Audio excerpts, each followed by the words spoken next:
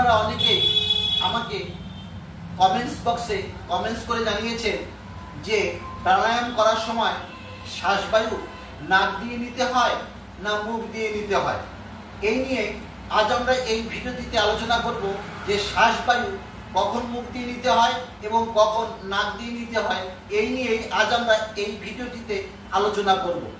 সবার প্রথমে বলে নেই যে প্রাণায়াম করার সময় যে বায়ু আমরা নেব বা শ্বাস যেটা নেব, যে অক্সিজেনটা আমরা নেব, সেটা কিন্তু নাক দিয়েই নিতে হবে আর এবং নাক দিয়েই ছাড়তে হবে। কিছু কিছু প্রাণায়াম আছে যে সেগুলো মুখ দিয়ে ছাড়তে হয়, যেমন শীতকারী প্রাণায়াম মুখ দিয়ে শীত করে ছাড়তে হয়। কিন্তু বেশিরভাগ প্রাণায়াম যেগুলো শ্বাস নিয়ে শ্বাস ছাড়তে হয়, ব্রিদিং এবং ব্রিদ আউট করার এক্সারসাইজ, সেগুলো কিন্তু সবই নাক দিয়ে নিতে হবে এবং নাক দিয়েই ছাড়তে হবে।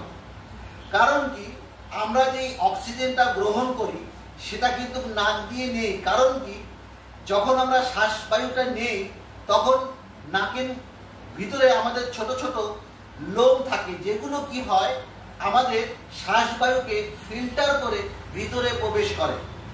ফলে ধুলো বালি এগুলো কিন্তু আমাদের নাকের ভিতর দিয়ে ফুসফুসে যেতে পারে না। সেই জন্য আমরা নাক দিয়ে শ্বাস নিই, কারণ নাকের লোমগুলো সেগুলো ছেঁকে ভিতর দিকে তোলে।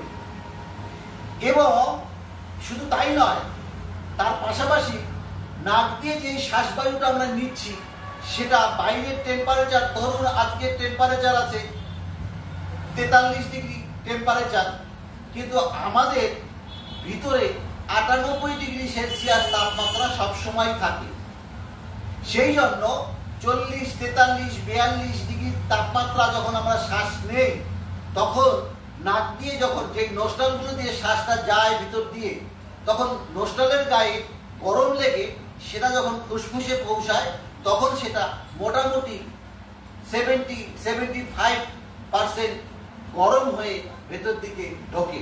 অর্থাৎ আমরা যদি 42-43 ডিগ্রি টেম্পারেচার গ্রহণ করে থাকি, সেটা নোস্ট্রাল দিয়ে যাওয়ার সময় সেটা গরম হয়ে 75-76 ডিগ্রি বা 80 ডিগ্রি সেলসিয়াস তাপমাত্রায় ফুসফুসে পৌঁছায়। কারণ নোস্ট্রালগুলোর গায়ে গরম লাগতে লাগতে সেগুলো আমাদের ফুসফুসে গিয়ে পৌঁছায়। যখন আমাদের শরীরে 98 ডিগ্রি সেলসিয়াস তাপমাত্রা, তখন 43 ডিগ্রি বা 42 ডিগ্রি সেলসিয়াস তাপমাত্রা যখন নোস্ট্রালগুলো দিয়ে সুরসুর করে যায়, তখন নোস্ট্রালের গায়ে তাপমাত্রা নিয়ে সেগুলো 75 থেকে 80 ডিগ্রি সেলসিয়াস তাপমাত্রায় ভিতরে প্রবেশ করে। ফলে কি হয়, সেই বায়ুতে ঠান্ডা লাগার কোনো চান্স থাকে না। সেই রকম শীতকালেও তাই, যখন আমাদের টেম্পারেচার 18-19 ডিগ্রি টেম্পারেচার থাকে, তখন কি হয়, যখন আমরা শ্বাসটাই নেই তখন নোস্ট্রালের গরম লেগে সেগুলো ভিতরে প্রবেশ করতে করতে এই 80 ডিগ্রি প্লাস হয়ে যায়। ফলে কি হয়, সেই বায়ুতে আমাদের ঠান্ডা লাগার কোনো চান্স থাকে না। ধরুন আপনি কোথাও ঘুরতে গেলেন হিল সাইডে, যেখানে খুব ঠান্ডা, আপনি দুদিন ঘুরে আসার পর যখন বাড়িতে আসলেন, তখন দেখলেন যে আপনার সর্দি লেগে গেছে। কারণ কি, তখন সেই ঠান্ডা বাতাসটা আপনার ঠান্ডা বাতাসটা বারবার ফুসফুসে প্রবেশ করতে করতে ফুসফুসে এক ঠান্ডা আস্তরণ পড়ে গেছে। ফলে আমাদের সর্দি, কাশি এগুলো হতে দেখা যায়।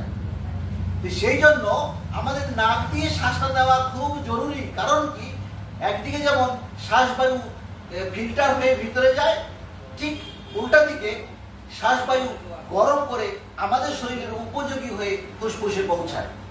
এবার ধরুন আমরা মুখ দিয়ে সেই শ্বাসটা নিচ্ছি। দেখুন, এবার আমি মুখ দিয়ে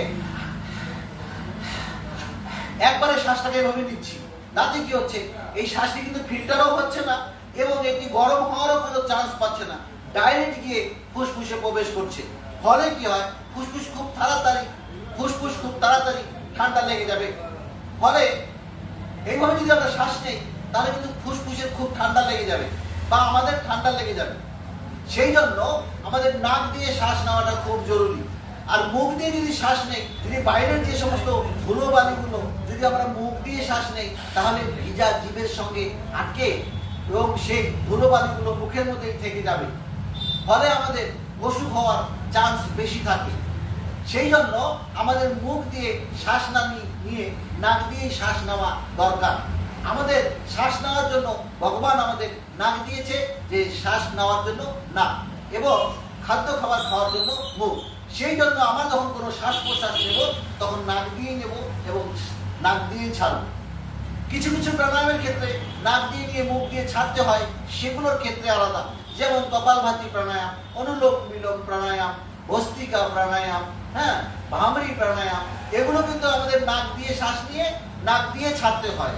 শুধু ও ভামরি করার সময় যদি ও বলার সময় যেটুকু বাতাস মুখ দিয়ে বেরোবে ঠিক সেটুকু বাতাসই কিন্তু মুখ দিয়ে বেরোবে।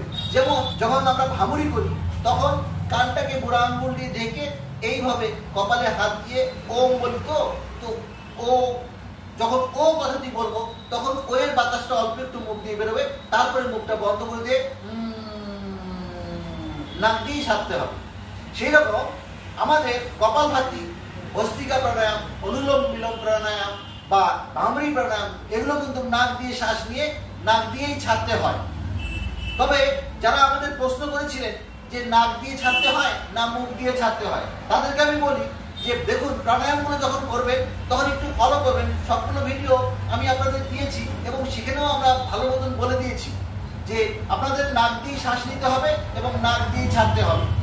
তবে ভিডিওটি যদি ভালো লাগে অবশ্যই একটি লাইক দিয়ে বন্ধুদের শেয়ার করে দিবেন, তাহলে তারাও দেখে উপকৃত হবে এবং এই ইনফরমেশনগুলো পেলে তারাও ভালোভাবে প্রাণায়ামগুলো করতে পারবে। যারা আমার চ্যানেলের আগে থেকে দর্শক তাদের অসংখ্য ধন্যবাদ জানাই। যারা আমাদের চ্যানেলে নতুন এসেছেন তারা কিন্তু চ্যানেলটিকে সাবস্ক্রাইব করে রাখবেন, কারণ কি আমরা নতুন নতুন ভিডিও আপলোড করি, তাহলে আপনাদের স্ক্রিনে সবার আগে গিয়ে পৌঁছাবে। আজ এই পর্যন্তই, পরবর্তী অন্য একটি ভিডিওতে আপনাদের সঙ্গে আবার দেখা হচ্ছে। ততক্ষণ আপনারা ভালো থাকবেন, সুস্থ থাকবেন। ধন্যবাদ।